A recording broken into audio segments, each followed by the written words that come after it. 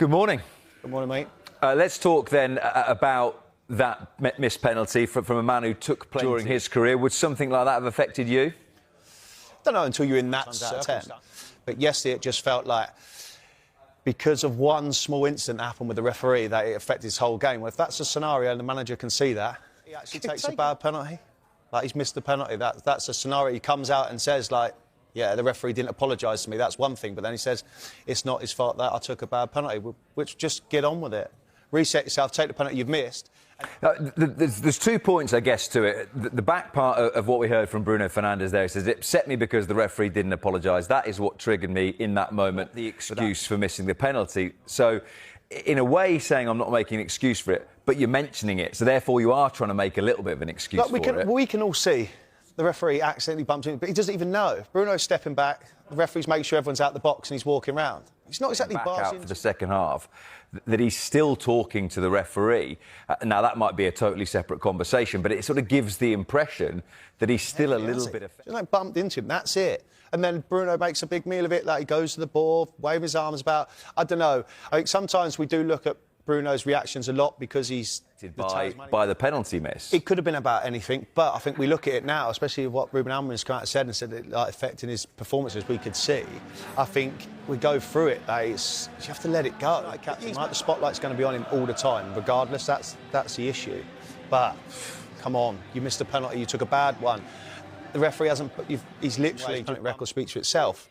As the chances come yesterday, he's still going to be worrying about the penalty miss. And I know I've said it before, but look, it affected his performance yesterday. It really did, where Manchester United needed him and they needed their captain. We are going to get another perspective from it, that he was clearly affected by it. Gary Neville touched on it as well. You will know as a striker, I assume, the big thing is you've missed easy chances in your time. You can't then go around the rest of the game thinking about it. That's the thing. Like, ball comes across. Fans would always say, we've had fans singing in the away sections at Old Trafford, singing he's going to cry in a minute because he's constantly moaning at the referee and they're trying to get his way. I mean, a lot of the foreign players are different to English, and I understand the mentality side of things is different. The game's played differently, but I think through disappointments. But also remember, he is Manchester United's captain. I know that's been a big thing we spoke about for years and years about them having a main leader. That's what sometimes I feel like he comes under that bit where he lets himself down like he did yesterday. Yeah, the petulant side of things, I think, is what you're alluding to there, Charlie, because the fans and the whole walk back, certain amount of steps and things like that, but you just do it again. Get on with the game, take the penalty, score.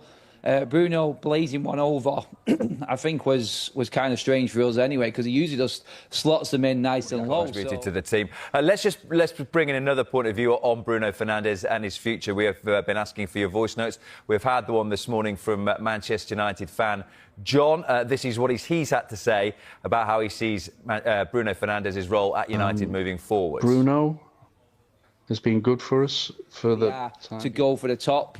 For instance, off the pitch, it's the ownership, then it's the manager. Then you go to the captain on the pitch when things are going wrong. And Bruno is there, and he doesn't help himself, like you said, Charlie, with the way he naturally is in every single game. I guess the defence, the counter-argument would be, imagine where Manchester United would have been last season without Bruno Fernandes in particular. Then it is clearly there, and there is a big problem. Like, Bruno is a 10. And I think a lot of people now are looking at this like, if you are going to go out and invest in 2 more 10s in Cunha and in Mbumo, then surely you would need to put money into the midfield as well. Why are we getting replacements for Bruno? I'm not looking at a future with Manchester United and Bruno Fernandes. We're looking at rebuilding under Ruben Amorim. And Bruno in that midfield is clearly not working. Gary Neville said it himself yesterday. I've heard Wayne Rooney talking about it today. It's just not right in the middle, and sacrifice has to be made. And in 2 years, is he the future of this football club? No. Has he been great for us? Yes. And that sentimental part of your fan attitude to what's going on at your football club is always going to kick in. He is a legend, and I will fight his cause every day of the week. But right now,